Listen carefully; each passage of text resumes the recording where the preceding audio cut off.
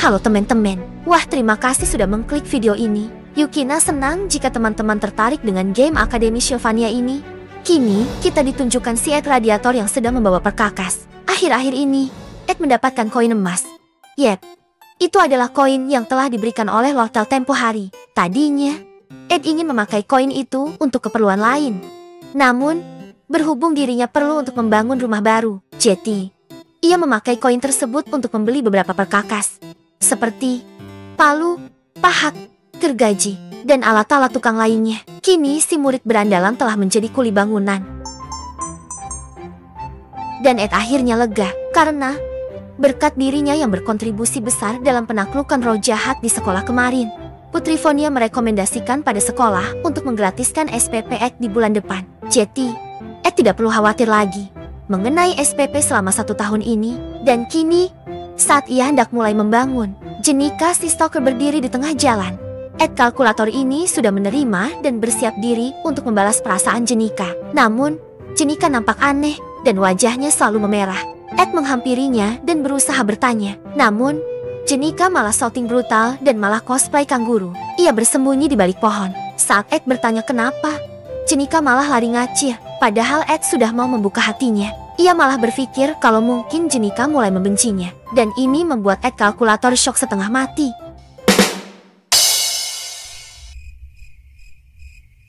Tapi, bukan waktunya untuk mengkhawatirkan kondisi si gadis pink itu. Ed mulai merayapi perkakas miliknya, mengambil sebuah pisau dan menentukan lokasi pondasi yang tepat. Pada hari pertama, ia mulai dengan menggali tanah.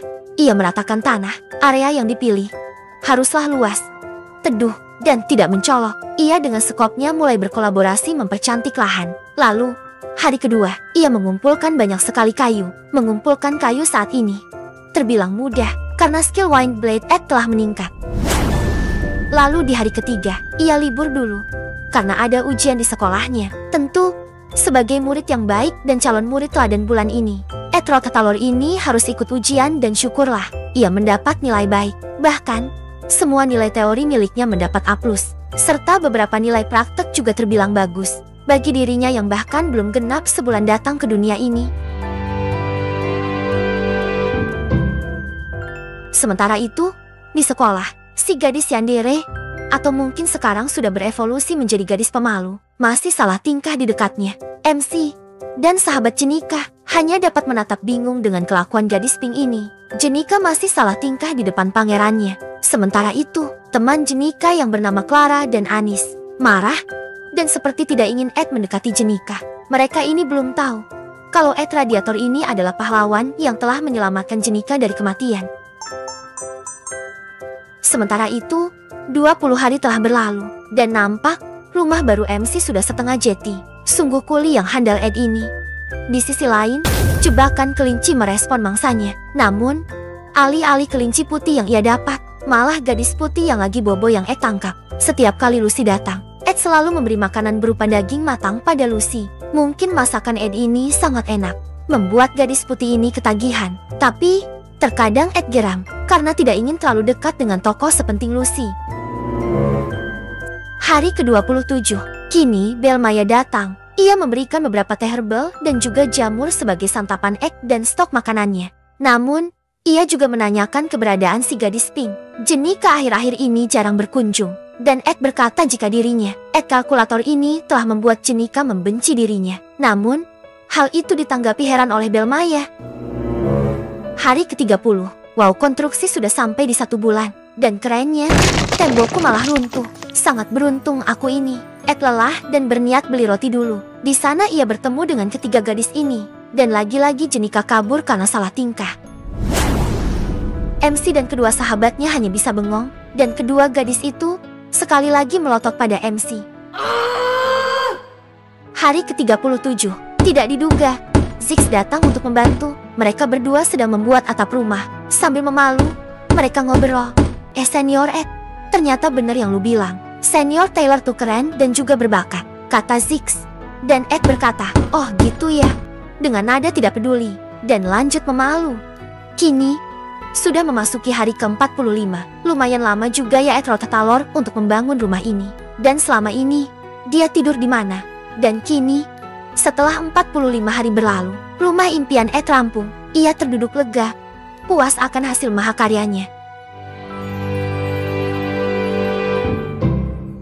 Sistem memberikan selamat, dan kesulitan pembuatan bangunan ini adalah bintang 4. Kalau di game sih, bintang 1 mudah, dan bintang 5 itu jelas levelnya susah banget. Ya Jetty, bintang 4 ini kehitung susah, apalagi Ed butuh 45 hari untuk menyelesaikannya. Ed memejamkan mata dan bersyukur. Akhirnya ia punya rumah, dan tidak perlu lagi numpang di rumah tupai.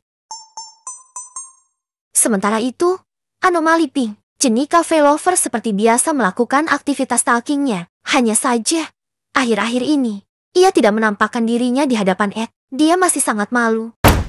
Apa itu? Kayaknya sih di atap. Ah, benar saja. Lucy, lagi-lagi kamu mau merubuhkan rumahku ya? Sementara Ed menggumam. Akhirnya, setelah 1,5 bulan, si gadis cantik mulai menyapanya kembali. Melambaikan tangan sambil tersenyum manis.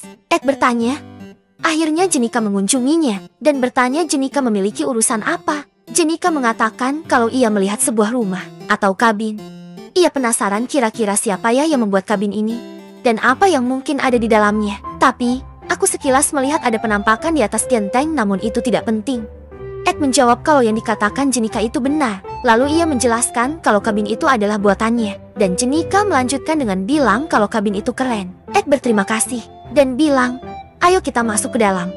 Kamu pasti penasaran kan dengan apa yang ada di dalam. Dalam hal ini, Jenika mengingat kegiatannya sehari-hari. Para roh terus memberikan laporan harian tentang kegiatan Ed. Dan tidak sehari pun Jenika tidak mendapat kabar tentang Ed. Kini, ia menatap Ed, berkata kalau dirinya mau loh masuk ke dalam untuk memeriksa ini. Lalu, apa teman-teman penasaran? Bagaimana Jenika yang tadinya salting terus, kok sekarang tiba-tiba mau mengobrol lagi sama Ed? Rupanya ini adalah usulan dari Belmaya. Sambil menyisir rambut indah Jenika, Belmaya meracuni pikiran Jenika, mengatakan hal-hal romantis, membisikkan hal itu di telinga Jenika, yang membuat level cinta Jenika sudah maksimal. Belmaya juga yang menyarankan agar Jenika mengunjungi rumah baru Ed. Karena rumah baru Ed sudah selesai dibangun. Tentu, Jenika setuju dan akhirnya mau untuk berkunjung ke rumah Ed. Kini mereka berdua masuk ke dalam rumah. Dan Jenika memuji Ed yang mampu membangun semua ini sendiri. Namun, Ed menyangkal. Sebenarnya Ziggs membantunya beberapa kali. Tapi Jenika tetap kagum. Karena 90% bangunan ini dibuat Ed sendiri. Dan tak terasa, karena Jenika terus memuji Ed, hari sudah malam. Mereka bikin api unggun lalu duduk bareng di sana. Jenika curhat kalau ia menerima banyak bantuan dari semua orang. Bahkan, Tuan Putri Vonia dan Lortel juga berperan sangat besar. Lortel bisa dibilang mengeluarkan banyak uang demi menolong Jenika. Lalu, teman-teman dekat Jenika juga ingin memberikan beberapa uang. Namun, gadis Pink ini bingung kalau dia menerima semua itu. Gimana cara dia bayarnya nanti? Kalian perlu ingat, Jenika bukanlah orang berada. Ed menatapnya sebentar, lalu berkata, ya udah gak usah dibayar, lupakan saja. Pada dasarnya Lortel dan Tuan Putri tidak meminjamkan uang, melainkan mereka ingin memberikan semua uang itu secara cuma-cuma untuk membantu Jenika. Begitupun teman-teman Jenika. Kamu tidak perlu terlalu berfokus untuk membayar atau mengembalikan semua kebaikan. Sebelum memikirkan hal itu, awali saja dulu dengan bersyukur, lalu lupakan dan jalani kehidupan di hari esok. Jenika yang mendengar hal itu tidak dapat berkata-kata. Ide Ed sangat bagus, tapi di sisi lain serasa membuang rasa malu. Namun, dalam pikiran Ed tertawa, Jenika yang memikirkan semua orang itu adalah dirinya yang asli. Tapi, itu juga yang membebani dirinya. Sin menunjukkan Jenika yang memegang hadiah. Di belakangnya ada tumpukan hadiah-hadiah lain. Bahkan, benda seperti ucapan terima kasih yang terbuat dari kertas akan diingat dan disimpan oleh Jenika, membuat kamarnya penuh dengan semua barang pemberian. Tapi, hal ini sangat membebani, dan tentu tidak akan ada yang mengerti hal itu. Tidak, selain Ed kalkulator. Setelah diusir dari asrama Obhilis, mau tidak mau Jenika dipindahkan ke sebuah mes yang berisi 8 orang di dalamnya. Tentu, dengan banyaknya orang di sana, Jenika tidak bisa murung atau mengeluh.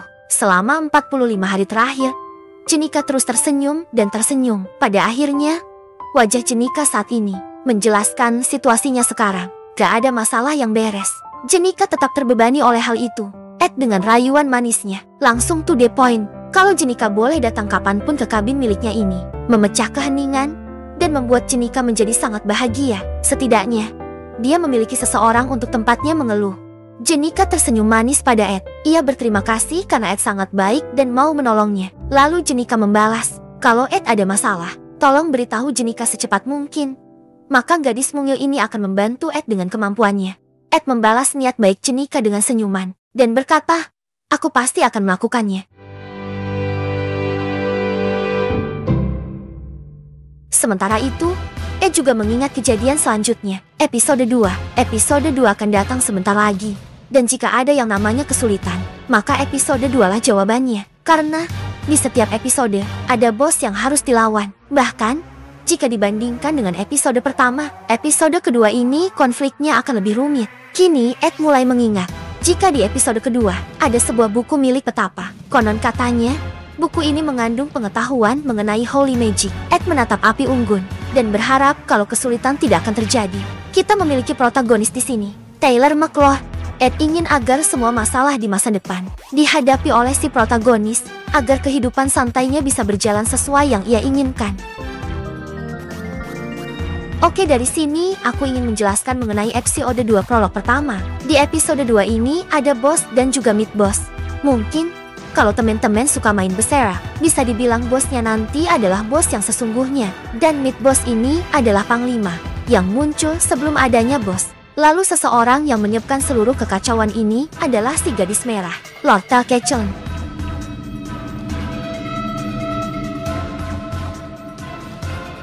Murid di asrama dibagi menjadi dua, yaitu murid yang mendapat kamar sendiri dan murid yang harus bergerombol di mes. Murid-murid yang tinggal di asrama sendiri atau kamar sendiri dinamakan murid Ophilis, sementara murid yang tinggal di mes disebut sebagai murid Dax. Ketimpangan sosial murid Ophilis dan Dax ini terlihat sangat jelas, yang dimana murid Ophilis akan dilayani penuh oleh para pelayan. Contohnya, Jenika yang dilayani oleh Belmaya. Selain itu, murid dari Ophilis juga mendapat banyak sekali privilege, seperti duduk dimanapun ia mau saat di kelas, lalu saat makan pun mereka bebas. Dan terakhir, tingkat kenyamanan murid Ophilis sangat berbeda dengan murid Dax. Sebetulnya, hal-hal itu tidak menjadi masalah. Rasa iri hati ataupun dengki tidak dimiliki oleh murid dari kelas Dax. Toh mereka emang wajar kan masuk kelas Dax karena tidak berbakat. Namun, sebelum masa liburan berakhir, hujan yang sangat deras mengguyur Akademi Sylvania. Hujan inilah yang menjadi awal dari konflik. Berbeda dengan kelas Dax, kelas Ophilis tidak akan mendapat sanksi apapun meski terlambat datang ke sekolah. Bahkan, kelas Ophilis diberikan kuda dan dijemput oleh pihak sekolah untuk kembali ke asrama. Berbeda dengan kelas Dax yang harus menerjang hujan dan takut terlambat. Kelas Ophilis boleh telat beberapa hari. Tapi jika kelas Dax berani terlambat, maka sanksi berat akan menanti mereka di sekolah. Oleh sebab itu, murid kelas Dax khawatir. Sebenarnya, semua ini bukan hanya efek dari hujan deras, melainkan rencana dari si gadis merah. Lord Talkechon sudah merencanakan semuanya. Ingin agar terjadi kekacauan antara kelas Ophilis dan kelas Dax. Sebenarnya Lord Tel tidak berbuat banyak. Ia hanya tahu bahwa hujan deras akan mengguyur sekolah mereka. Namun, tentu itu dapat ia manfaatkan. Lord Tel menghasut seekor tikus. Ah, maaf. Maksudnya seorang murid miskin. Agar menjadi provokator, biar para murid kelas Dax melakukan kerusuhan.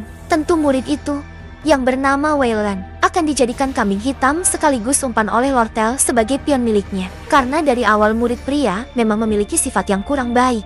Dia akan memimpin para pria untuk melakukan demo dan memiliki banyak sekali protes di dalam kertas yang mereka bawa.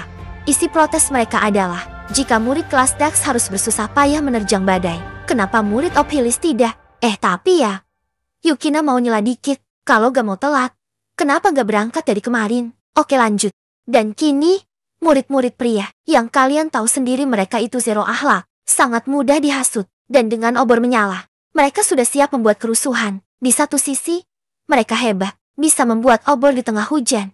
Lord Tel memberikan surat rekomendasi pada sekolah, agar murid kelas Dax dan murid kelas Ophilis disetarakan. Para maid juga setuju akan hal itu. Namun, di titik ini, bodoh amatlah usulan Lord Tel diterima atau enggak. Yang para murid barbar ini inginkan hanyalah kekacauan. Mereka mulai melemparkan obor mereka, dan membakar area Ophilis. Perlu diketahui, perabotan bahkan dinding dan lantai di sana itu adalah karya seni dan pastinya mahal. Namun, Lortel berpikir kalau semakin banyak kerusakan semakin baik, karena akan mempengaruhi keuangan sekolah. Mungkin teman-teman heran, padahal Lortel sendiri adalah murid kelas Ophilis. Ngapain nih gadis merah ngelakuin hal ini? Tujuannya simpel, dia sekolah rugi besar dan terpaksa menggadaikan atau menjual buku sihir mereka. Buku yang aku maksud adalah buku sang petapa yang kita bahas di awal tadi. Lortel menatap langit dan teringat masa kecilnya. Saat ia masih miskin dan menderita, ia merasa kalau dirinya adalah kegelapan. Dan akademi ini terlalu terang bagi bayangan seperti dirinya. Ia menatap kaca, melihat pantulan dirinya di cermin, dan bahkan ia merasa kalau dirinya kotor dan tidak layak dipandang oleh siapapun. Kehidupannya selama ini melewati banyak hal kelam.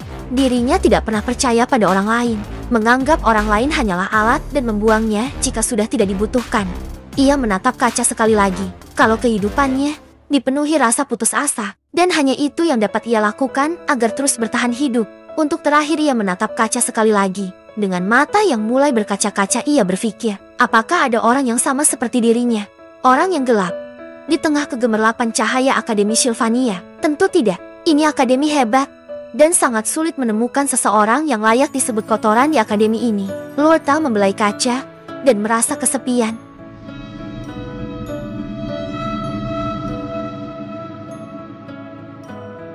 Ed, sebagai player tahu, kalau memang seperti inilah Lortel, sang hidden boss atau bos rahasia di episode kedua, Tirai Kegelapan. Tirai Kegelapan adalah julukan yang seluruh pemain berikan pada gadis bernama Lortel ini. Dialah satu-satunya heroine yang selain sulit ditaklukkan, juga sering membawa protagonis kepada kematian. Di luar gedung akademi, sang provokator, Waylon mulai beraksi dengan menyuarakan aspirasi para murid zero akhlak. Ia berteriak agar akademi menjadi adil. Jangan membeda-bedakan status seseorang berdasarkan asrama yang mereka tempati. Seorang maid akademi panik dan sangat ingin melaporkan kejadian ini kepada kepala pelayan. Namun, di belakangnya sudah ada seseorang. Dia adalah mid boss yang kita singgung di awal tadi. Orang yang harus dikalahkan oleh Taylor McClure. Ia dengan sangat tega membekap kepala pelayan. Murid ini bernama Top. Murid zero akhlak yang juga gagal dalam kehidupannya. Sebenarnya, Tide ini ribut sama Taylor, dan akhirnya dihasut sama Lortel. Akhirnya ia jadi jahat. Dan sekarang, mid boss membopong maid yang melawan dengan tidak berdaya. Ia terus berteriak dan minta lontong, namun tidak didengar. Mid boss menendang pintu dan membuka pintu tersebut. Para murid yang melihatnya menjadi sangat bahagia. Mereka mulai merayap masuk ke dalam gedung, menuntut kesetaraan, tidak terima, hanya karena mereka sedikit bodoh. Mereka diperlakukan seperti ini. Mid boss mengatakan kalau kantor manajemen ada di lantai 4. Mereka harus naik ke sana. Waylon menghampiri mid boss dan berterima kasih. Namun, dia gak nyangka kalau yang menjadi mid boss adalah MC mungil kita. Loh katanya Toy, kok malah Ed Radiator yang jadi mid bossnya? Sabar-sabar ini aku jelasin dulu bagaimana Ed Radiator ini bisa jadi mid boss dan menjadi orang bayaran Lortel.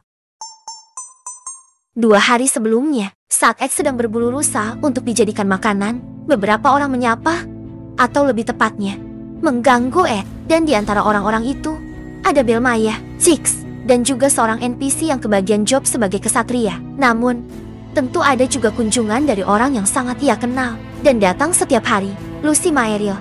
Lucy sudah dapat mengendalikan kemampuan terbangnya, dan tidak menghantam genteng Ed dengan kekuatan bom lagi. Namun, di satu sisi, kemunculannya juga sedikit mengganggu Ed, karena ia selalu nongol dari jendela.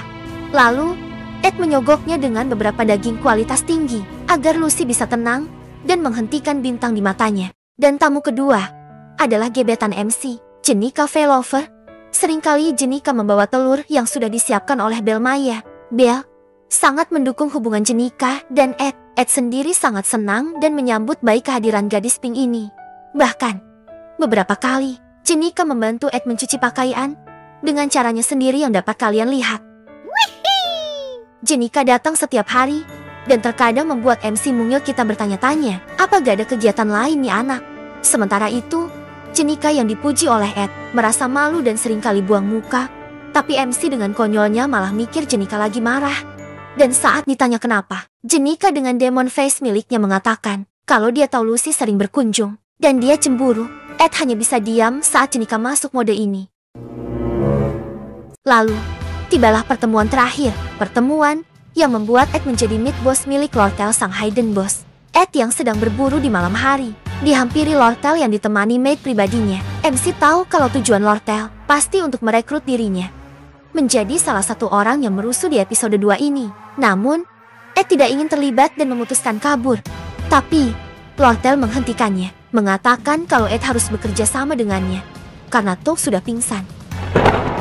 Mendengar Toad pingsan, Ed langsung panik dan mau tahu kronologinya. Karena, tanpa Toad, nanti kejadian di episode 2 bakal beda sama Gain. Lortel menjelaskan kalau dia pingsan saat bertengkar dengan Taylor. Lebih tepatnya, dia cari gara-gara sama Taylor.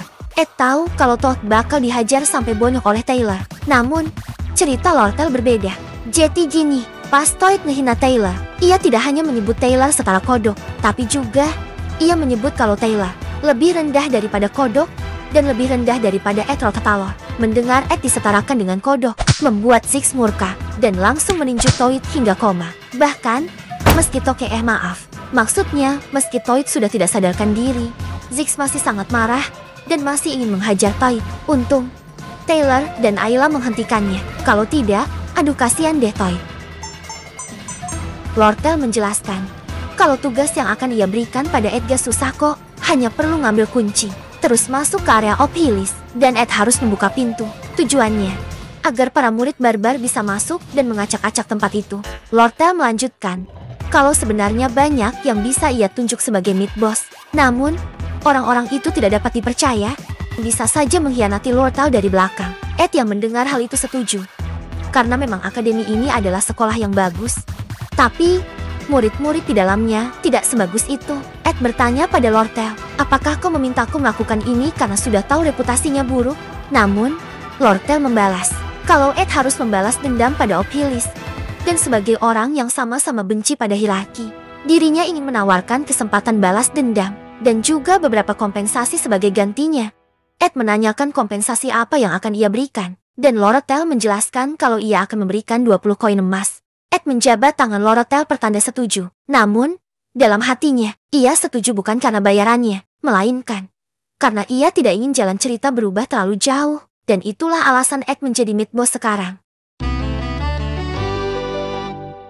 Sebagai langkah awal, Ed menentukan berbagai rencana. Ia mendirikan sebuah kemah di depan rumahnya. Dan ini adalah H-1.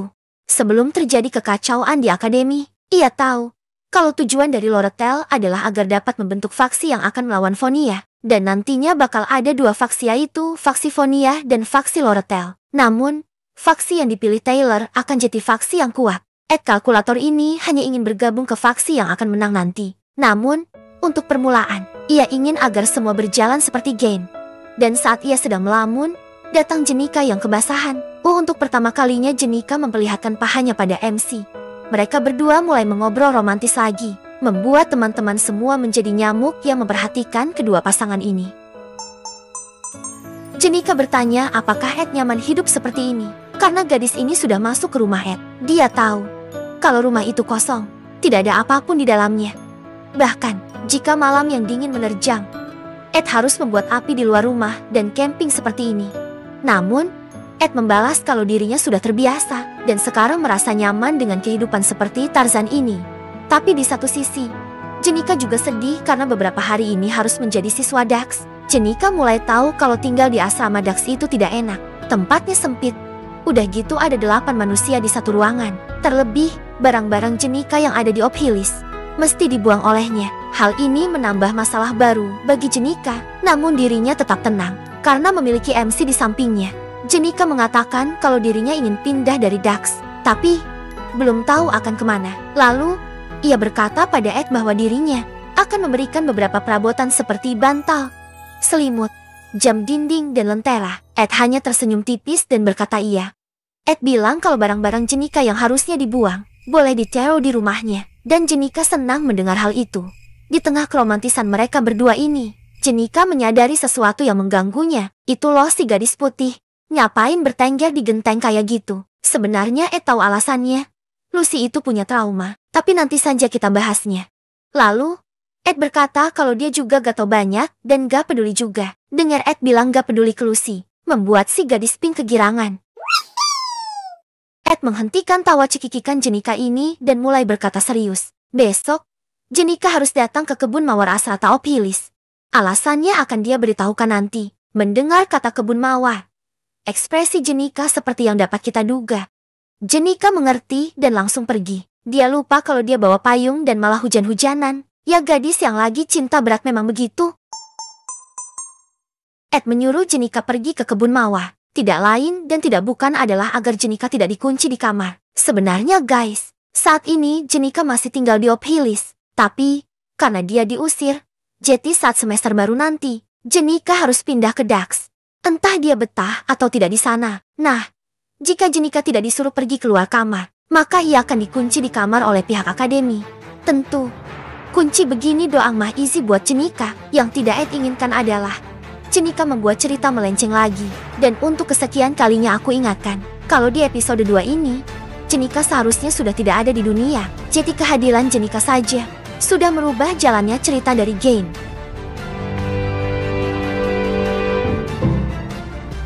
Dan kini, hari H penyerbuan asrama Ophilis, hari bentrokan dimulai.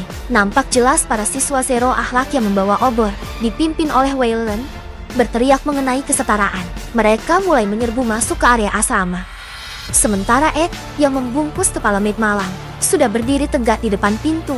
Ia berhadapan langsung dengan bos provokator, Wayland. Lane tidak menyangka kalau Ed radiator ini yang akan membantunya. Namun, Ed mendorongnya dan menyuruhnya cepat bikin kegaduhan. Lane yang didorong pergi, hanya berkata kalau ia percaya pada Ed. Sementara itu, Ed dengan akal bulusnya berkata kalau semua ini akan ditanggung oleh Lane. Ya, Lane dijadikan tumbal oleh Ed dan Lortel. Sementara itu, maid yang dari tadi kepalanya dibungkus, akhirnya melepaskan diri karena ia hanya dibekap, bukan diikat. Ed bodoh amat, karena tujuannya untuk membuat para orang utan itu, maaf. Maksudnya para murid asrama Dax, berhasil menerobos masuk. Dan 100% orang yang memberontak ini adalah para pria. Sementara itu, para maid yang lain dikondisikan oleh kepala maid, yang bernama Alice. Mereka berkumpul di suatu ruangan. Dan siswa Ophilis dipenjara di dalam kamar, seperti yang ada di gamenya. Mereka tidak tahu kalau asrama mereka sedang dibakar. Ed berdiri di satu pintu. Dan saat itu, bos muda kita muncul. Lortel memuji kinerja Ed Rotatalor yang sangat sempurna menjadi mid boss. Lortel bertanya pada Ed apakah dia pernah membunuh orang. Dan Ed berkata belum ada orang yang layak dibunuh sih. Lortel juga mengatakan kalau dia tidak pernah membunuh orang secara langsung. Namun, secara tidak langsung, sedari kecil ia sudah hidup sebagai penjahat, mencuri dan menghancurkan aset beberapa orang. Tentu hal ini tidak dapat dibenarkan. Dan akhirnya, gadis ini bertanya pada Ed, apakah Ed akan bersimpati jika hal buruk terjadi pada Lortel? Ed menjawab bodoh amat, aku tidak peduli. Tanggung konsekuensi atas tindakanmu itu. Lortel yang mendengar jawaban Ed, hanya tersenyum dan berkata, kalau ia bodoh karena menanyakan sesuatu yang jawabannya sudah sangat jelas. Lortel tahu, kalau sepertinya, Ed ini entah bagaimana mengetahui Lortel luar maupun dalam. Namun pada akhirnya gadis ini kecewa. Dan kini, ia tersenyum, mengatakan akan melakukan tugasnya. Dan Ed menjawab monggo. Ed terduduk lelah karena selain beberapa tindakannya ini, ia juga terus menggunakan otaknya tanpa henti. Untung dia gamers yang lumayan pintar. Ed mengingat kejadian di dalam game. Tugas yang dimaksud oleh Lortel adalah dengan merusak lingkaran sistem pintu Ophilis. Sihir yang rusak itu akan berkecambuk dan nyetrum si Wayland, membuat Wayland dipenuhi energi hebat dan akhirnya akan dilawan Taylor. Yep, boss fight dari kehebohan ini adalah Wayland itu sendiri. Dan hal ini juga yang akan membuat Wayland menanggung semua tanggung jawab. Ed mulai meregangkan badannya, menunggu kedatangan Taylor. Ia mulai berpikir gimana ya cara kalah yang gak sakit-sakit amat. Dan ia ngarepnya si Taylor buruan datang biar Ed bisa buru-buru pulang buat bobo. Ini udah jam 8 malam soalnya. Sementara itu, gadis pink kita yang disuruh menunggu di kebun mawar memandangi ke arah asrama. Ia melihat ada kereta kuda. Dan Jenika berpikir kalau ada orang penting yang datang ke asrama. Terlihat Jenika sudah dandan dan cantik ya. Jenika mikir, emangnya aku boleh ya duduk di sini sekarang? Tapi demi ayang Ed dia manut aja. Jenika menemukan sebuah surat dari Ed. Surat itu berisikan permintaan maaf Ed kalkulator yang mengatakan kalau dirinya ada urusan. Jadi dia akan sedikit telat. Ya telat 1-2 jam gak ngaruh. Jenika mikir kalau Ed menyiapkan hadiah istimewa buat dia. Dan mulai memikirkan banyak hal. Gadis ini tidak akan meninggalkan kebun mawar apapun yang terjadi demi ayang Ed. Namun, Kata-kata Marilda memecah kegembiraan Jenika. Marilda mengatakan kalau Ed sering dikunjungi beberapa gadis, seperti Lucy, Lortel, dan Alice. Namun, ia merasa kalau Ed memilih dirinya. Jenika menatap jepit rambutnya dan berpikir, mungkin kalau memakai bunga kosmos maka ia akan terlihat lebih cantik. Maka, ia berlari ke asrama untuk mengambil termos. Sementara itu, Taylor bersama dua gadisnya sudah berdiri di pintu belakang asrama Obhilis. Oh iya teman-teman, Yukina ingin minta maaf. Kemarin aku salah menyebut Alvira ini sebagai Lortel. Gadis ini sama-sama berambut merah tapi dia ini adalah murid dari jurusan alkimia. Dia memaksa kedua pasangan ini untuk membantunya menyelesaikan masalah yang dibuat oleh orang-orang dari asrama Dax. Para pria tidak berkoordinasi. Perempuan si bodoh amat ya dengan hierarki yang ada. Namun, kalau mereka membuat onar, orang-orang dari asrama Dax juga mungkin akan terseret masalah. Termasuk Taylor dan Ayla. Juga, Alvira sudah menanam beberapa benih di area asrama Obhilis ini. Kalau sampai herba miliknya hancur, ia akan memarahi setiap pria asrama Dax yang ia temui nanti. Alvira sangat marah. Bahkan ia sudah menyiapkan banyak ramuan asam agar para murid pria ini bisa sedikit tenang. Alvira yang sudah tidak sabar, mulai menerobos masuk. Ia berkata kalau mereka harus ke kamar Alvira yang ada di lantai 2 asrama Obhilis. Namun Ayla dan Taylor masih ragu karena takut dimarahi. Namun, saat Alvira mengancam ingin pergi sendiri, akhirnya mereka menurut dan ikut. Ia menendang pintu dan mulai masuk ke basement, menatap Ed yang sedang duduk menunggu mereka. Ed dengan tatapan serius, mungkin sudah tahu cara kalah yang kelihatan keren. Jadi dia duduk dan menunggu dengan sabar. Taylor yang curiga menghentikan kedua gadis itu dan bertanya mengapa Ed ada di asrama Obhilis. Namun, Alvira yang cerdas tahu kalau Ed berniat menghadang mereka dan menjadi mid-boss di tengah kekacauan ini. Ed meminta maaf dan mengatakan kalau jalan ini disegel. Jadi, kalau mereka mau lewat, mereka harus memutar atau lompat saja seperti tupai. Tapi, Alvira menolak dan mengatakan kalau dia hanya sendirian sementara Alvira bertiga. Ed dalam hatinya berkata buruan, woi, aku mau kalah nih. Sementara itu, Taylor melesat maju sambil bertanya mengapa Ed melakukan hal ini dan menebaskan pedangnya. Ed melemparkan kursi dibarengi dengan energi sihir. Tapi, dengan mudah ia menebas kursi menjadi 2 bagian. Ed melanjutkan dengan menyerang lampu di langit. Wine Blade telah diaktifkan, memotong lampu dan jatuh bebas ke bawah. Taylor yang merasa ada bahaya mengambil step mundur, membuat lampu menghantam tanah dengan kekuatan besar. Namun, untungnya Taylor tidak tergeprek oleh lampu tersebut. Sementara di atas, Claymus sang pelari handal kita, ketakutan karena dirinya dikunci di dalam kamar. Kembali ke pertarungan villain cupu kita, Elvira menghina Ed karena Ed hanya mampu memakai sihir dasar. Atau setidaknya, Alvira hanya tahu kalau Ed hanya memakai sihir dasar. Tapi, di tengah ocehannya itu, Ed memotong rambut Alvira beserta ramuan-ramuan di dalam tasnya, berjatuhan dan tergeletak di lantai. Alvira menyadari kalau di atas ada suatu kejadian, dan mereka tidak boleh berlama-lama berada di sini. Alvira berusaha meraih ramuannya. Namun, dengan sigap MC memakai sihir api, mengejutkan Alvira karena Ed mampu memakai sihir dari jarak 3 meter dengan pelafalan mantra yang sesingkat itu. Kini ruangan menjadi merah dicampur orange, terbakar dan mengganggu pernafasan keempat murid ini. Alvira mulai panik. Tahu kalau Ed Rotatalor ini rupanya menyembunyikan seluruh kekuatannya selama ini. Ternyata, Ed ini sangat jenius. Bahkan pengambilan keputusannya sangat cepat dan seperti tahu semua hal tentang mereka. Dia mulai mengutuk Ziggs dengan segala nama yang dapat dia sebutkan. Karena Ziggs hanya bilang kalau Ed mampu memakai sihir kelas dasar dengan mudah. Ed yang melangkah di antara kobaran api terus berjalan maju. Ia menatap ke arah 3 lawannya ini. Alvira sadar kalau sihir yang dia pakai sama sekali bukan sihir kelas bawah, melainkan sihir tingkat tinggi, Ignite Fire. Bahkan ia saja gak bisa makannya. Gadis ini mulai sadar kalau Ed dari awal mengincar dirinya, karena murid alkimia tanpa ramuan, sama aja kayak tukang cukur tanpa gunting. Ia mulai berkeringat dingin, menyadari kalau mereka tidak akan menang melawan Ed. Dia terlalu menganggap remeh Ed. Ed melanjutkan dengan membuat rasengan hijau, sementara Alvira mengeluarkan spirit kelinci biru. Kini, kelinci ini menjadi besar. Kita seperti dibawa menonton Blood Che, dan Alvira terus menambahkan beberapa atribut sihir. Sementara itu, Ed melemparkan rasengannya ke arah Ayla, karena Ayla berusaha memadamkan api miliknya. Namun, dengan sigap Taylor membelah serangan milik Ed, Ed terus melemparkan energi angin, dan Taylor terus menangkis. Alvira dengan wajah demonicnya menyuruh kelinci mutan untuk menerjang Ed, dan meminta Taylor mengikuti kelinci. Taylor menurut dan mulai melesat maju. Di kesempatan itu, Alvira mengambil ramuannya yang tadi terjatuh. Dan Ed melemparkan rasengan sekali lagi ke arah Alvira, mengabaikan kelinci mutan yang sudah berada di depan wajahnya. Namun, Alvira melemparkan botol ramuan biru. Efeknya adalah meniadakan seluruh sihir di ruangan tersebut, membuat sihir angin dan sihir api Ed radiator musnah seketika. Dalam hati Ed berpikir, kok aku belum kalah juga? Sambil menusuk kelinci mutan dengan dagger miliknya. Sungguh malang kelinci ini. Alvira dan Taylor berteriak pada Ed kalau Ed sudah sangat lemah. Mereka taunya Ed ini hanya handal dalam sihir. Ed mengambil step mundur.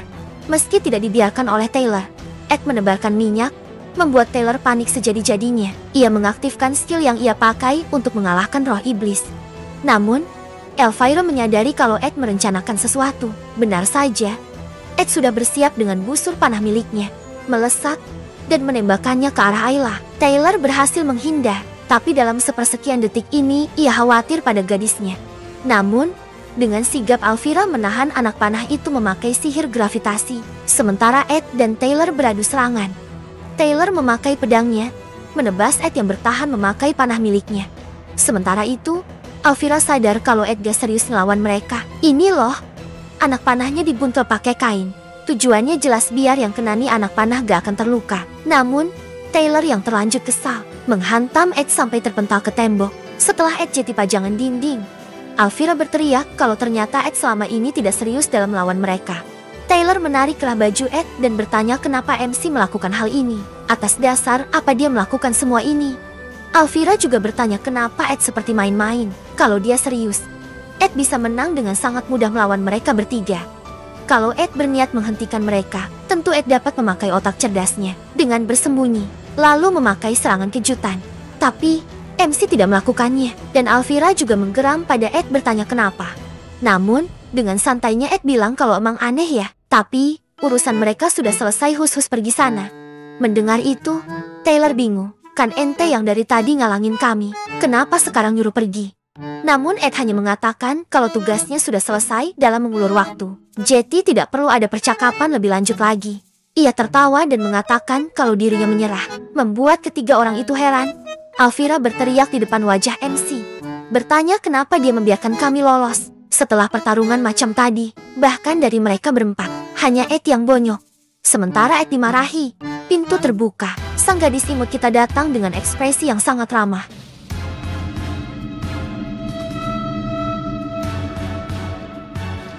Jenika telah bersusah payah memilih jepitan rambut terbaik. Namun, orang yang dia tunggu malah tergeletak penuh darah. Dan dalam bayangan Jenika, pasti ketiga orang itulah yang telah membuli Ed kekasihnya. Taylor yang melihat Jenika datang, merasakan bahagia di hatinya. Namun Alvira berteriak pada Taylor, kalau kehadiran Jenika bukan untuk membantu, melainkan memusuhi mereka bertiga. Alvira mulai sangat ketakutan. Melawan Ed saja mereka sudah sangat kewalahan.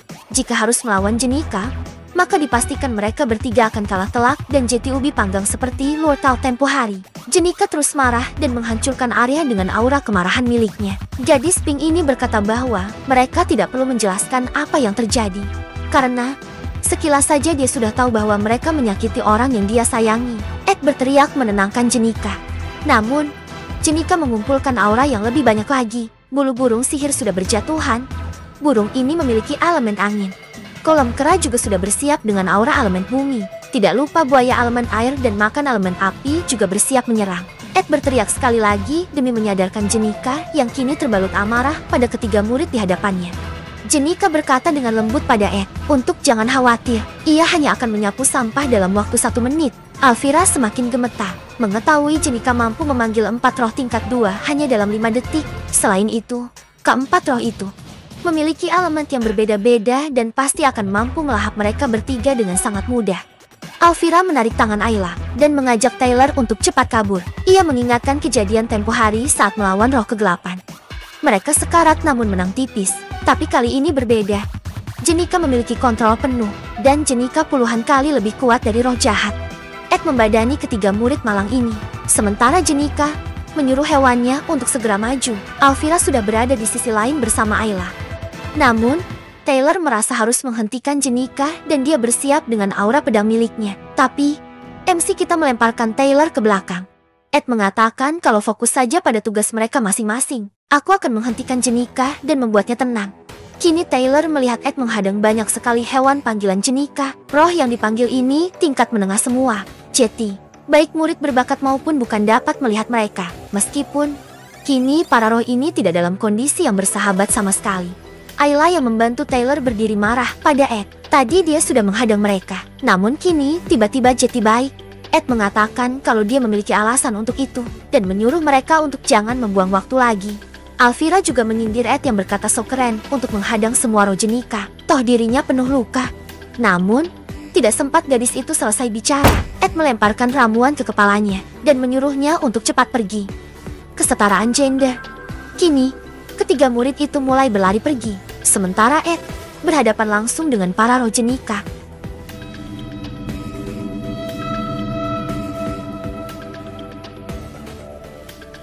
Sungguh baik ya roh ini. Menunggu mereka ngobrol begitu lama. Dan Jenika masih kesurupan dan dipenuhi aura ungu. Kini Ed berjalan dengan sempoyongan ke arah Jenika. Gadis itu sangat khawatir akan kondisi Ed. Dan berkata kalau Ed istirahat saja. Biar dia yang menyelesaikan sisa masalah. Namun, Ed berkata sudah cukup. Jenika tidak perlu berlebihan. Dan Ed meminta maaf. Ia memegang pundak Jenika. Ed tahu kalau tidak sopan tiba-tiba merangkul seorang gadis seperti ini. Namun ini diperlukan sekarang. Ed berkata tolong hilangkan dulu roh-roh Jenika ini. Karena membuatnya tidak fokus dan sulit berdiri. Jenika mengerti dan terlihat Jenika terkejut tapi juga bahagia karena ditenangkan oleh Ed. Seketika semua roh panggilan menghilang. Mungkin kembali ke alam spirit. Para siswa yang ternyata belum jauh menengok ke belakang. Terkejut dengan kenyataan bahwa Ed kalkulator berhasil menjinakkan si gadis pink itu. Ed memberi aba-aba kepada mereka dan dalam hati berkata, ini 3 biji bukannya buruan mangkat masih aja di sini weh. Dan entah keberapa kalinya ini Ed bilang, cepatlah naik dan bereskan masalah. Jenika sedikit menangis karena melihat orang yang dia cintai bonyok seperti ini. Lalu dia membopong Ed, membantunya untuk duduk. Jenika mempertanyakan tindakan Ed. Kan dirinya sudah bilang, kalau Ed memiliki masalah cepatlah katakan padanya jangan dipendam. Namun, Ed hanya meminta maaf. Masalah kali ini rumit. Jetty dia hanya ingin menyelesaikannya dengan caranya sendiri. Dan tanpa sadar melibatkan Jenika. Dan Ed berjanji, jika kedepannya, ia akan lebih jujur pada Jenika. Dan bercerita jika ada masalah. Jenika melanjutkan, kalau mereka kejam, menyerang Ed hingga terluka separah ini. Ed menjelaskan kalau pertarungan mereka cukup seru. Dan mungkin di pertemuan berikutnya, ia akan sedikit memarahi ketiga junior tadi. Ed berdiri dan bersyukur bahwa aktingnya bagus. Namun, Jenika menjelaskan, jika saat ia duduk di taman tuh, ia melihat kereta kuda yang sangat mewah, bahkan memiliki mahkota emas. Hal itu jelas sangat mengejutkan Ed, karena kereta itu adalah milik ayah angkat Lortel. Entah bagaimana, ayah angkat Lortel ini telah membunuh ayah kandung Lortel, dan mungkin merasa bersalah jadinya mengadopsi Lortel. Nantinya, ayah Lortel akan dibunuh. Pembunuhnya tidak lain adalah Lortel. Dan saat itulah, Hidden Boss Lortel Keklen akan diaktifkan. Tapi, seperti biasa, itu bukan kejadian yang harus terjadi sekarang. Ed kalkulator terseret lagi ke alur cerita yang berubah. Padahal ia sudah berusaha.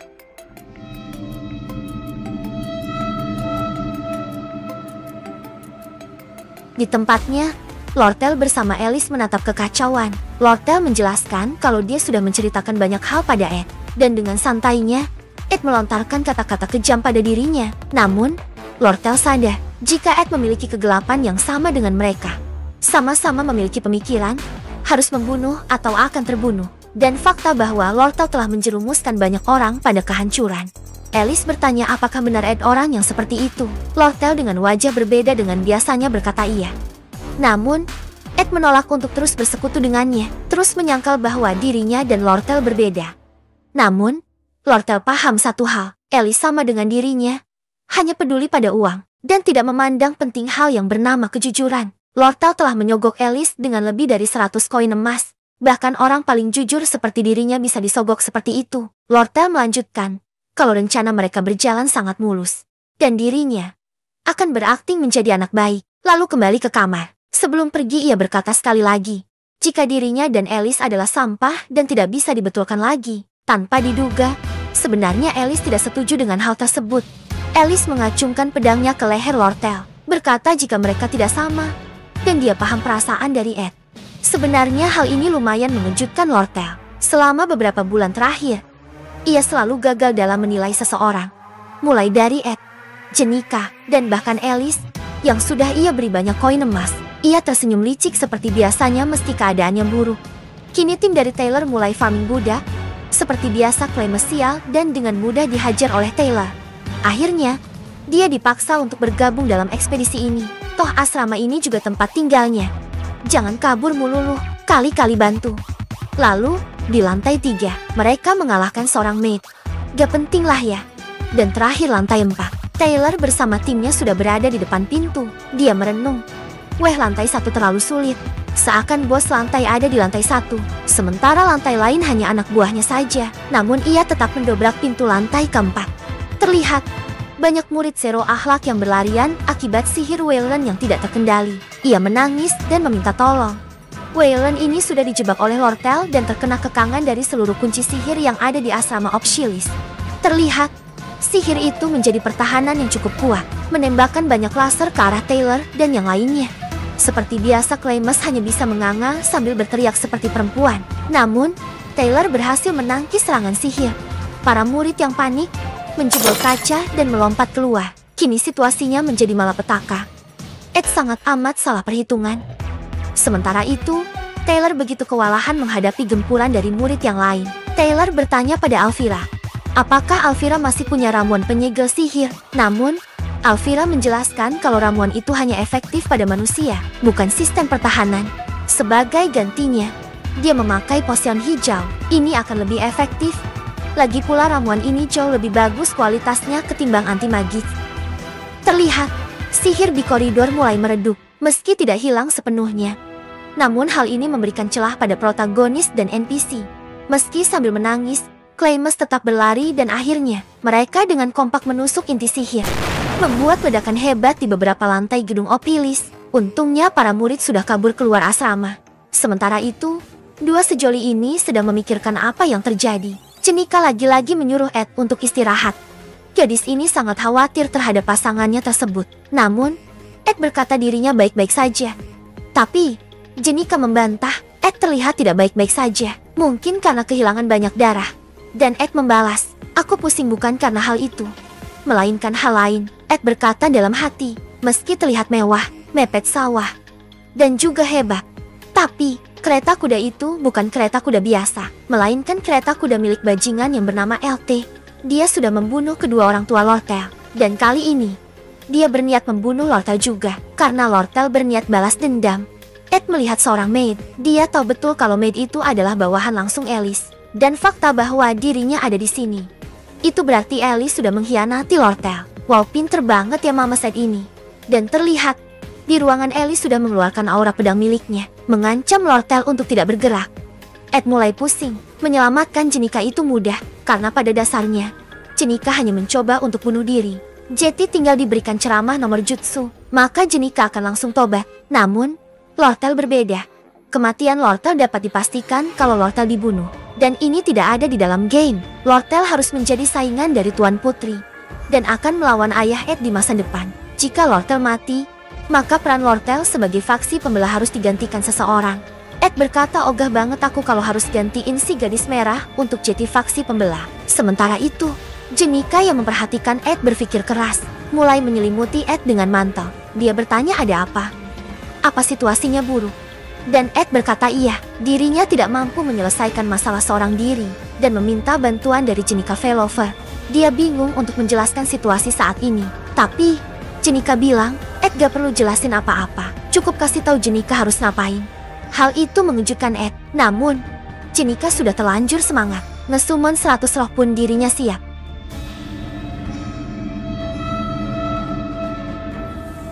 Di sisi lain, Alice yang masih mengacungkan pedang ke leher Lord Tel mulai bercerita kalau dirinya tahu bahwa Lord Tel telah tahu bahwa LT telah membunuh kedua orang tua Lord Tel. Sejujurnya, itu bukan urusan Alice. Dia hanya peduli pada uang. Alasan dirinya berkhianat adalah karena bayaran dari LT jauh lebih besar dari Lord Tel. Dan dirinya ragu jika Lord Tel mampu untuk membayarnya lebih banyak dari sang ayah. Rupanya, Alice ini buta, dan kini sedikit demi sedikit dia tuli. Tahun ini adalah tahun terakhirnya sebagai kepala akademi, namun bukannya tobat malah nambah dosa. Alice memperlihatkan surat kepada Lortel. Itu adalah panti asuhan yang ia jalankan. Jetty. Dengan kematian Lortel, ia bisa mendapat banyak uang agar dapat menghidupi 6 panti asuhan miliknya. Dan dia meminta Lortel untuk memilih, ingin memberi uang lebih banyak atau tetap menjadi patung seperti sekarang. Menunggu LT datang kemari dan memenggal kepalanya. Yep, LT sedang OTW kemari. Hal ini cukup mengejutkan Lortel. Tidak menyangka bahwa orang jahat itu akan datang kemari untuk mengambil nyawanya. Namun, saat obrolan mereka hampir mencapai puncak, tim protagonis datang menjebol pintu. Orang yang pertama berteriak. Rupanya gadis ini sudah tahu jika ini semua pasti ulang Alice. Dan mereka melihat dirinya menyandera Lortel. Memanfaatkan kesempatan ini, Lortel melompat ke depan dan ditangkap oleh Ayla dan Alvira. Dalam hatinya, ia ingin berteriak kalau semua ini ulah Alice dan ayo arak dia. Tapi tidak bisa demikian, semua ide ini berasal darinya. Lortel adalah dalang dari seluruh masalah malam ini, dan dia mulai menggertakkan gigi. Geram pada situasi yang ada. Dia lari sambil menyeka air mata, tidak percaya bahwa seluruh rencananya gagal. Dia tidak tahu lagi harus bagaimana. Bahkan dia tidak memiliki bahu untuk bersandar. Lortel. Dengan putus asa kabur dari kerumunan, Lortel berusaha lari dan menghadapi semua ini. Tapi tetap saja, dirinya hanyalah seorang gadis kelas 1 SMA. Mana bisa mengemban beban berat sendirian. Lortel membuang semua rasa bangganya, mulai menangis, merasa pilu akan semua ini. Namun, menyerah bukanlah pilihan. Berjuang lalu mati, atau menyerah pasti mati. Pilihan mana yang akan aku ambil? Tentu saja berjuang terlebih dahulu. Lortel mempercepat laju tubuhnya, dan meyakinkan dirinya jika rencananya pasti berhasil. Sementara itu, di lantai 1, Ed lagi-lagi menghadang laju banyak orang. LT dengan nada superior menyuruh Ed menyingkir. Ed membungkuk dan bertanya apakah yang dihadapannya adalah Baginda Maharaja King of the Kung alias King Kung LT. LT menatap tajam ke arah Ed, dan dengan sekejap dia tahu kalau Ed beraliansi dengan Lortel. Ed hanya menjawab, "Emang kalau itu yang aku lakuin, masalah untukmu. Peduli apa aku dengan hal itu?" Di sisi lain, Jenika dan Ziggs sudah bersiap di belakang Ed. 10 menit sebelumnya, Ed dan Jenika datang ke kamar Ziggs, meminta Ziggs untuk membantu Ed dalam rencananya. Namun, dengan polosnya Ziggs bertanya hubungan Jenika dan Ed. Apa mereka pacaran? Namun Ed hanya diam dan Jenika salting. Di sisi lain, Ed masih menunduk. Sementara LT berbicara di dekat kuping Ed. Apakah Ed terpikat karena kecantikan Lortel? LT mengatakan kalau dirinya akan memberi ratusan keping emas jika Ed mau menyingkir, tapi Ed gak mau. Dia maunya baku hantam. LT hanya berkata oh, lalu menyuruh anak buahnya menyerang Ed. Nampak jelas anak buah LT ini pasukan elite, bukan bandit biasa. Ed mulai dikejar oleh para pembunuh yang diperintahkan LT. Tapi, dengan mudah Ziggs menghempaskan mereka semua. Dan kalau teman-teman ingat, tadi Ed meminta bantuan pada Jenika. Jadi bantuan yang dimaksud adalah untuk menahan LT. Sementara dirinya akan melakukan hal yang lain. Kini pertarungan antara Ziggs dan Jenika melawan pasukan bandit akan dimulai. Sementara itu, Ed mendobrak sebuah pintu, berpikir untuk mencari Lortel. Namun, gadis merah itu rupanya ada di belakangnya, terpatung dan seperti masih mencerna apa yang terjadi saat ini. Ed bertanya ngapain ngelamun, nanti kesambet, tapi Lortel masih bengong, tidak seperti dirinya yang biasa. Ed menyuruhnya untuk ikut dengannya. Mereka lewat pintu belakang saja, karena King of the Kung sedang menghadang di depan. Dengan ekspresi yang masih dingin dan diam, Lortel mengikuti Ed berlari, dan Ed mengkonfirmasi apa benar Alice yang berkhianat. Dalam diam, Lortel berpikir bahwa dirinya sangat cemburu pada gadis bernama Jenika Failover. Dirinya gadis ceria, dan nampak jelas dia sangat mencintai Ed, tidak mengharapkan balasan apapun dari Ed selain rasa cintanya. Hal itu membuat dirinya iri dan ingin memiliki hubungan romantis juga. Sebagai jawabannya, ia memilih Alice. Dan dengan kepercayaan penuh, Lortel menceritakan semua rencananya pada Alice. Tanpa ia tahu, Alice menjual semua informasi pada LT. Lortel sudah menyuap 5 orang dalam rencana kali ini. Si Alice, 2 maid, Wild lain, dan juga Ed Rotetalor. Ia melihat semua orang sudah mengkhianati dirinya, dan Ed di hadapannya sangat mencurigakan. Akhirnya Lortel menghentikan langkah. Ia meminta maaf pada Ed. Ia tidak bisa memberikan 20 koin yang dijanjikan. Namun Ed membalas, "Aku gak nanya loh." Dan menarik tangan Lortel. Ed melanjutkan kalau mereka ini sibuk. Lagi diuber begal loh kita ini. Lebih baik cepat kabur. Jika kamu ditangkap LT, Hidupmu tamat sampai di sini. Ngapain ngerencanain masa depan segala? Kalau kamu mati, gak akan ada tuh masa depan yang kamu bilang. Ed mengatakan hal itu sambil menarik tangan si gadis merah. Lortel bahagia. Untuk pertama kalinya ia merasakan jatuh cinta. Kepercayaan ini seperti tanpa dasar, karena nampak jelas Lortel sudah diambang kehancuran. Namun Ed tetap mau menemaninya, dan Ed melanjutkan untuk meminta Lortel membuat rencana. Tapi Lortel sudah punya rencana, yaitu dengan mengungkap kebusukan milik LT. Ed sambil berlari mengungkap semua rencana Lortel, dan membuat Lortel bertanya-tanya dari mana seniornya bisa mengetahui semua hal tersebut.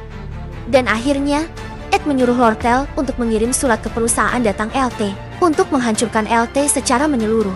Lortel mengatakan kalau di kamarnya ada kristal transmisi, itu dapat dipakai untuk mengirim surat. Tapi Lortel tahu jika LT sudah berencana menangkapnya malam ini, mungkin akan membuang Lortel ke sarang goblin sebagai mainan. Tapi Ed punya rencana bagus. Sebenarnya ini rencana sederhana yang dapat dipikirkan orang modern, yaitu menyuruh seorang kusir untuk segera pergi, tapi harus mencolok. Sementara itu, Ed juga akan melawan pasukan LT yang bersiaga di area jembatan. Pasukan LT akan melihat kuda yang pergi dan mengirim laporan palsu mengenai Lortel yang pergi memakai kuda untuk keluar kota. Sementara Lortel yang asli harus pergi ke kabin buatan Ed. Tunggu di sana selama 3 hari. Sementara Ed akan mengambil kristal transmisi dan menyerahkannya nanti. Lortel menatap tajam ke arah Ed dan kepalanya dipenuh pertanyaan. Kenapa? Kenapa dan kenapa Ed melakukan hal ini? Hingga akhirnya ia mengucapkannya. Bertanya kenapa Ed melakukan tindakan sejauh ini. Sekali lagi mempertaruhkan nyawa. Ed sudah bosan menjelaskan hal ini. Kalau nyawa bukan untuk dipertaruhkan. Lagi pula, dirinya juga gak tahu dan gak paham kenapa. Ed hanya merasa kalau ia harus membantu Lortel. Setelah itu, ia berjalan ke arah pintu, meninggalkan Lortel. Ed menutup pintu dan akhirnya pergi, meninggalkan Lortel dalam keadaan lemas. Namun, lemas bahagia.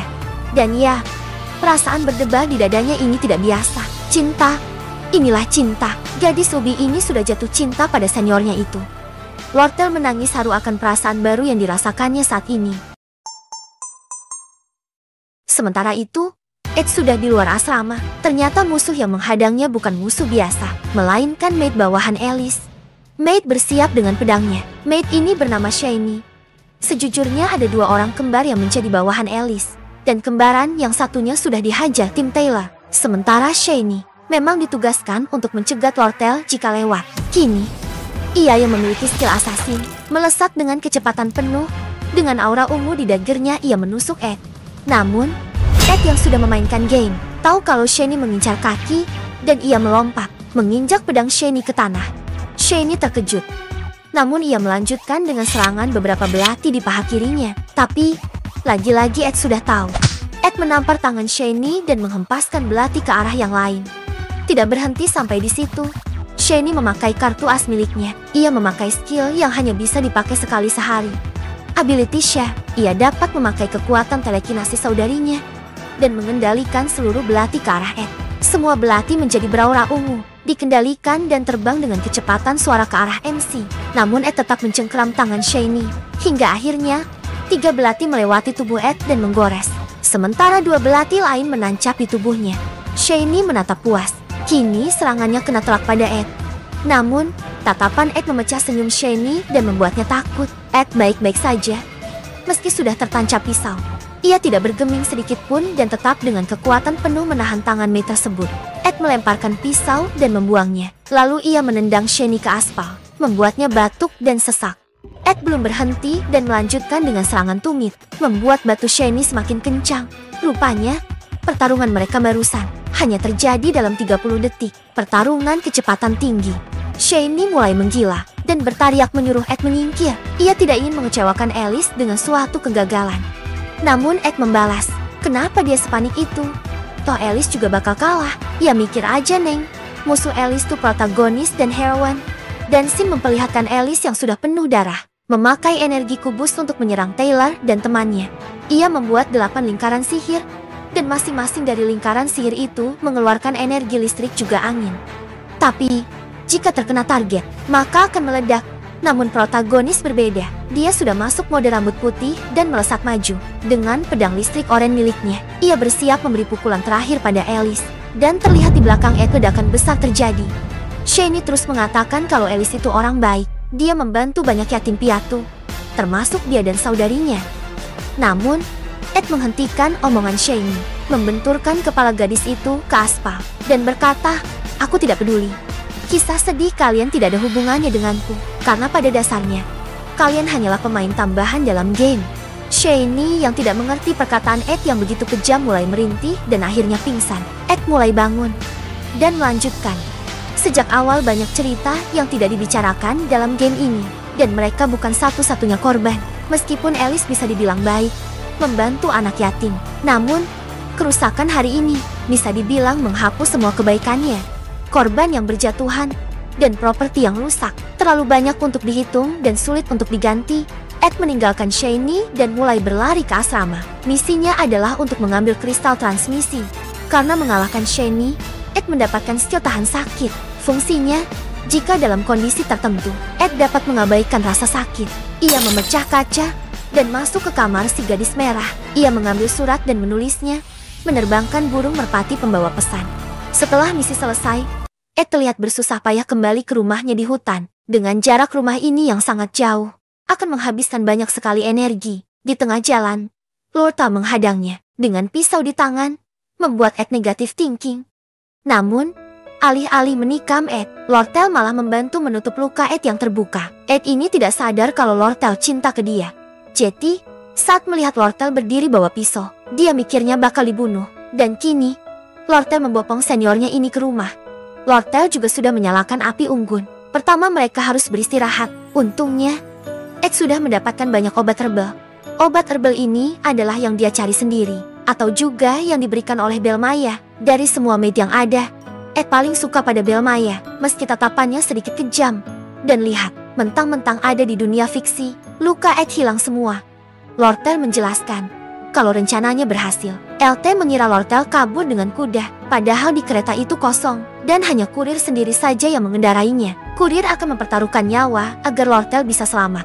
Namun Ed heran, bagaimana bisa Lortel membuat si kurir itu sangat setia. Dan untuk kali ini dia setuju bahwa kurir memang mempertaruhkan nyawa. Lortel melanjutkan kalau Ed culang, membuatnya berhutang budi sangat besar seperti ini. Namun Ed hanya diam. Dia mengambil tongkat dan mulai bermain api. Lortel membalas kalau reaksi Ed tidak terduga. Ed mengatakan kalau Lortel cukup berikan saja 20 koin yang sudah ia janjikan. Dan mereka impas. Gadis itu menjawab oke. Lagi pula tidak etis jika pedagang melanggar janjinya. Juga, kini mereka bisa mengobrol berdua. Suatu momen yang tidak terbayangkan oleh Lortel. Pada dasarnya, ia tidak bisa mempercayai siapapun. Dan yakin, jika setiap orang hanya bergerak pada keuntungan tertentu. Dalam hal ini uang. Namun, Ed berbeda. Entah apa yang merasuki seniornya ini. Dan dalam kesempatan ini, ia membahas Jenika. Ed bertanya memangnya ada apa dengan Jenika. Lortel menjelaskan kalau dirinya tidak sebaik Jenika. Maksudnya, ia tidak bisa tersenyum sepanjang waktu, atau terus imut seperti ini. Iya, Jenika sangat imut.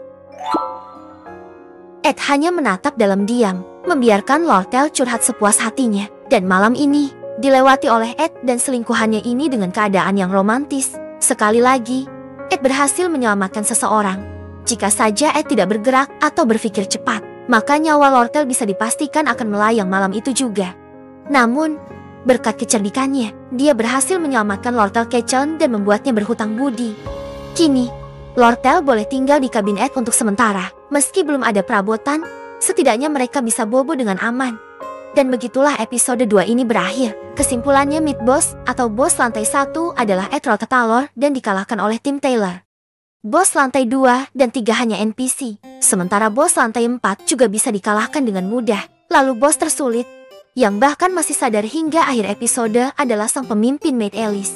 Mungkin niat Alice ini baik ya. Jadi, sebelum dia pensiun, dia ingin dapat banyak uang dulu sebagai pegangan ke depannya. Namun, ia salah lawan. Dia malah melawan Hidden Boss, MC, dan protagonis bersama heroinenya, membuat semua kebaikan di masa lalunya tidak berarti.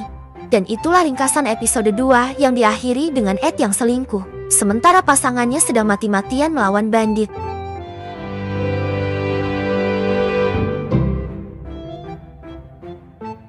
Wah, gimana teman-teman? Apakah dongeng Yukina seru? Jika iya, boleh dong minta like, komen dan share-nya ke teman-teman kalian, agar aku lebih semangat lagi dalam membuat konten-konten berikutnya. Terima kasih dan sampai jumpa lagi.